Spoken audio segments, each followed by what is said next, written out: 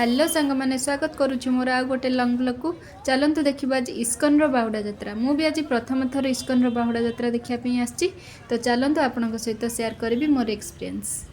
तो बाहुड़ा यात्रा ये प्रसाद सेवन व्यवस्था है खाली प्रसाद सेवन नुहे टंक तोराणी भी ये व्यवस्था होशार प्राय सब लोक टंक तोराणी बहुत पसंद जेहेतु पुरी रे बंद हो जाए टंक तोराणी तो ये जगार जो मिले मनटा टी खुशी हो जाए। तो एमती बहुत जगार प्रसाद सेवन सरबत पानी व्यवस्था रही तो यही व्यवस्था करुवा समस्त लोक बहुत बहुत धन्यवाद जहाँ गोटे बहुत भल काम करुँच। एवं जेहेतु रथ आसनी तो लोक मानकर भीड़ धीरे धीरे बढ़िया लगी। ये देखु रथ आसा टाइम हो गला तो ब्यारिकेड देकिना गाड़ी जावासिया व्यवस्था भी ये बंद कर जी भी ये जीव से चलिकी ही जीव। तो चलते ए मंदिर पाखक जावा भीड़ अधिक हेल्ले आउ जाहबनी तो पहुँची गली आसिक इस्कन मंदिर पाखरे एटा हूँ फ्रंट साइडटा एठी भी लोक धीरे धीरे भीड़ लगे सारे जेहेतु अधिक भीड़ हम तो से जगह नहीं बस जाइए केमती आराम से रथ यात्रा देखिए। तो आपण मैंने तो ये इस्कन फ्रंट साइड देखिले एबे चलतु भीतर देखा कौन कौन सब अच्छी।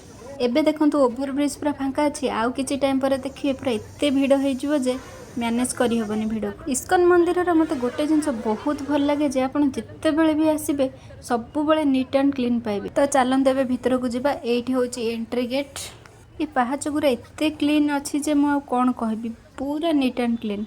तो एबे चलतु मंदिर भीतर को जिबा। तो यहाँ हूँ मंदिर भितर दृश्य लेफ्ट साइड रे गोटे प्रसाद दुकान अच्छी आउ राइट साइड रे बुक स्टोर आउरी बढ़िया बढ़िया सुंदर सुंदर जिनस भी ये सब मिले। तो ये चलतु ठाकुर दर्शन करवा राइट साइड रे कबाटा देखु बंद अच्छी कहीं प्रभु तो आमर मौसी माँ घरे थे आउ किछि समय पर आसिक पहुँचे से रूमटा बंद अच्छी। मंदिर ये जगह पहुँची गले मनटा केमती अलग प्रकार शांति लगे जी आसी सी ही जानी। तो मंदिर ऊपर ओभरब्रिजटा यहपरी किसी देखा जाए सब ये सुंदर पवन दिए। तो मंदिर आगे गोटे वाटर स्प्रिंकलर पॉइंट अच्छी जोटा कि बहुत बढ़िया लगे मे भी एटा आउ टिके परे बोधे चालू हम। तो चलते देखिए प्रभु कौटी हेले प्रभु तो ये बहुत दूर में अच्छा ये देखो छोट छोट दुकान पड़ी सुंदर सुंदर खेलना फुलदानी और मेहंदी दुकान। तो हठात कौन पे मोर मन है कि आज ओभरब्रिज उपर बाहुड़ा यात्रा एक्सपीरियंस टिके नवा ब्रिज उपर केमती कौन मंदिर और रथ देखा रथ बहुत दूर में अच्छी। तो चलतु मु ओभरब्रिज उपर जाकि आपको देखा। तो फाइनाली मु ओभरब्रिज उपर आसी पहुँची जाइए।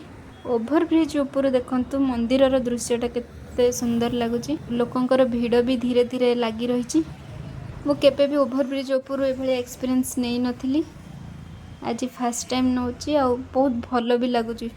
किछि समय पर आमर भक्त माने आसी पहुँची गले। तो ये बलभद्र रथ आसी आम पाखे पहुँची जाइए देखु केते सुंदर लगुच।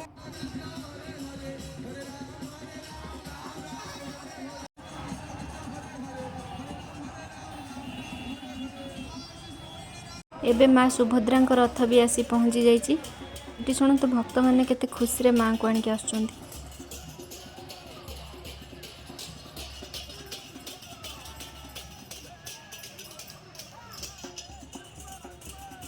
तो सुभद्रा रथ टाणिया ये सब स्त्री लोक झील पिला मानू सुविधा दि जाइथिला समस्ते भी केते खुशी रे जोश सहित टाणुचंती ये देखंतु।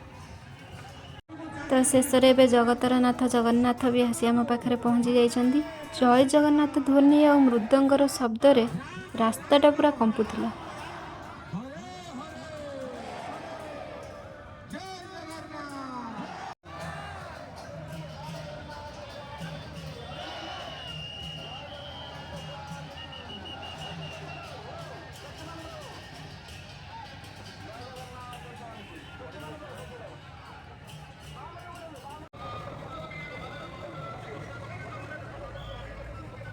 तो फाइनाली तीन रथ आमर मंदिर पाखरे आसी पहुँची जाइछंती और तांको गोटे लाइन रे सीधा करी रखा जाइछि। भक्त मानक उत्साह खाली टिके एठी देखंतु। तो ये ओभरब्रिज उपर मु मंदिर और भक्त मानक भीड़र दृश्य मुझे एबे देखाउछि। आज एक्सपीरियंसटा भी बहुत भल लगिला। ओभरब्रिज उपर बेसी भीड़ नथिला शांति देखा मिलला। एबे मु तळकु पळी आछि चलंतु प्रभुंकर टिके दर्शन करदबा तापर देखिबा कोन होउछि। तो फाइनाली एते भीड़ भितर भी मुझे पहुँची गली मंदिर पाखे ये देखु प्रभुंर मूर्ति सब केते सुंदर देखा जाउछि। कारण रथ यात्रा टाइमटा ही गोटे टाइम जो कि आम प्रभु को बहुत पाखे देखापी सुविधा मिले ना प्रायतः सब दूर ही देखापी मिले मंदिर रे। तो इस्कन बाहुड़ा यात्रा एक्सपीरियंस बहुत भल लगिला। ଜୟ ଜଗନ୍ନାଥ।